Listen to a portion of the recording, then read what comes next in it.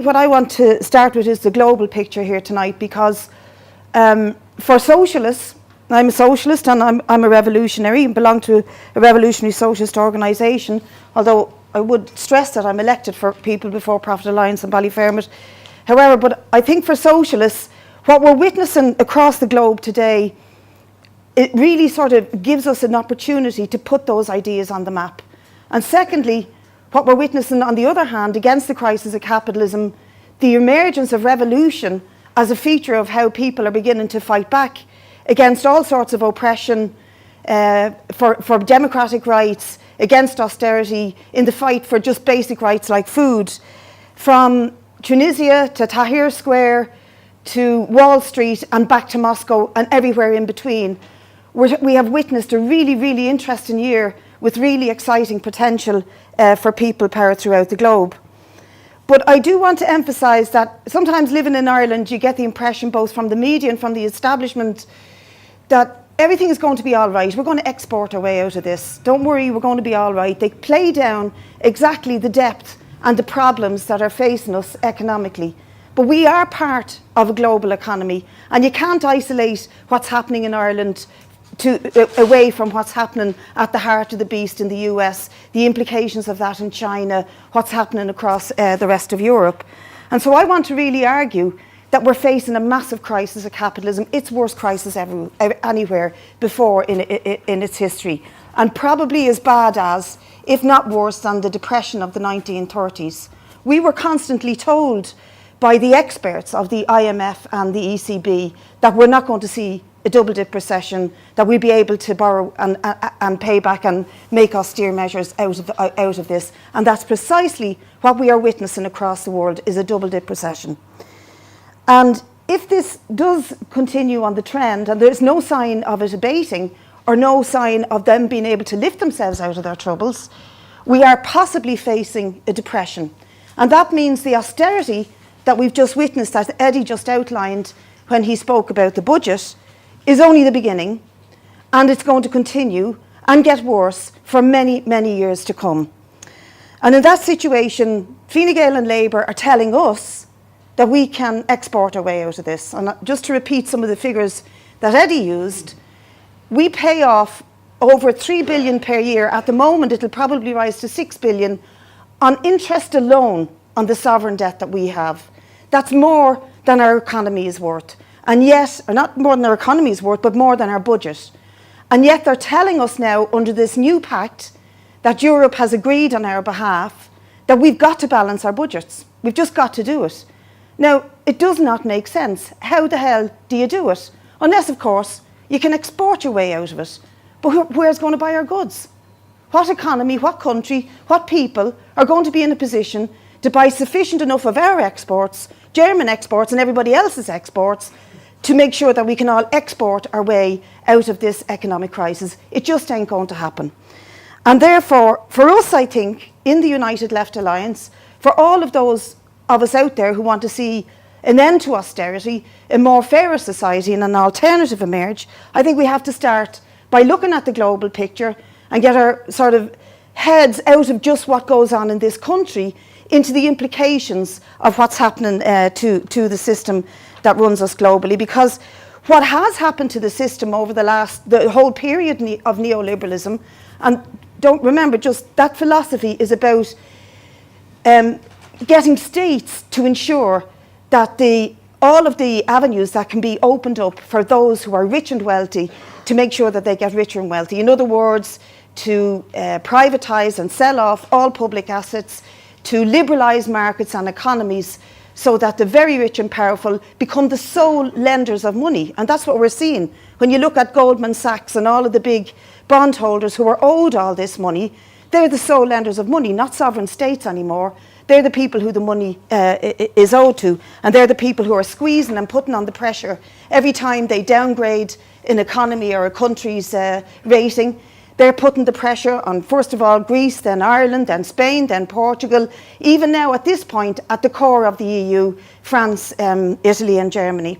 And they're saying to us that we need more austerity, more payback, not just from working people, but from what has become commonly known now throughout the world, thanks to the Occupy movement, as the 99%. The vast majority of us are feathering the nest of the 1% at the top who are controlling all the wealth. And in that situation, and coming up against the IMF and ECB telling us that they're going to take entirely our sovereignty and our control over our fiscal policy and our budgets from us, I think that this puts socialism back on the agenda.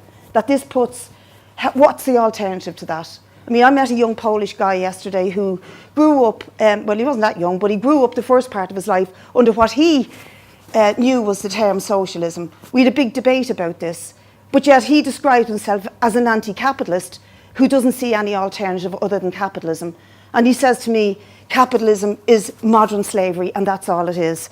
So we have to open up this debate again about an alternative. What is socialism and how do we achieve it?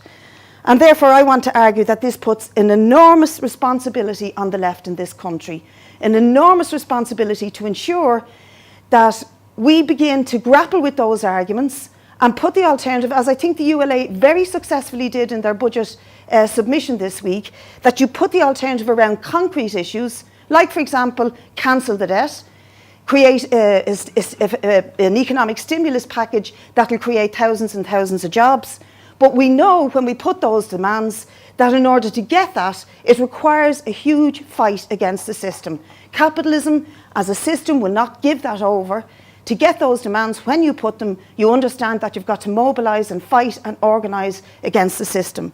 And that's why I think we do have an absolutely massive responsibility. Because otherwise what we're going to see emerge as the alternative for people, and in some ways, we can debate this out, I think we've punched way below our weight in the ULA. I think that Sinn Féin are putting themselves on the map much stronger than the United Left Alliance is, and beginning to look like an alternative. But as we analysed beforehand, and I sincerely believe this, and we can see it by the sort of two sides of their mouth discussion from Sinn Féin, they're doing one thing in the north and arguing a different set of policies in the south. They will emerge as the new Fianna Fáil if we do not get our act together and begin to create an alternative for working people, for the marginalised, for the poor, for the lone parents, for the recipients of the austerity who are going to be increasingly backed into a corner. And just quickly, because I know my time's going to run out in about 2 minutes, I want to put a few things to the floor, and that is that, as I said earlier, 1 year on, and we filled bigger rooms than this because people were genuinely terribly excited about the emergence of a united left, and quite rightly so. And we did extremely well in the elections, and I believe we'll continue to do so. But I think we have to go further. I think we have to begin to focus on how do we build this new movement, root and branch, organisationally and organically, in every town, city, community and backstreet that we can actually push out into. An organisation that begins to talk about ideas as alternatives and provide the structures and the campaign ideas as a way of going about achieving that. And also that takes its inspiration from the traditions of, you know, Tahrir Square and, as I said earlier on, Wall Street, Wisconsin, etc. And to do that, I think we have to be absolutely non-sectarian. And by that, I don't mean, you know, that, you know, one small left party having a go at the other. I think we have to open up the possibilities of what this united left could look like.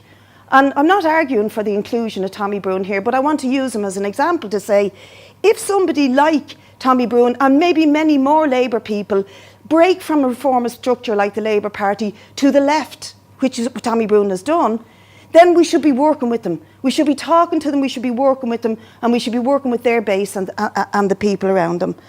And I also think that we shouldn't be sitting around waiting for the working class to get up off its knees and fight. We should be poking and giving little, not little, but giving as much power and as much possibilities and lighting flames and striking matches as much as we can in order to give people a degree of confidence to fight back.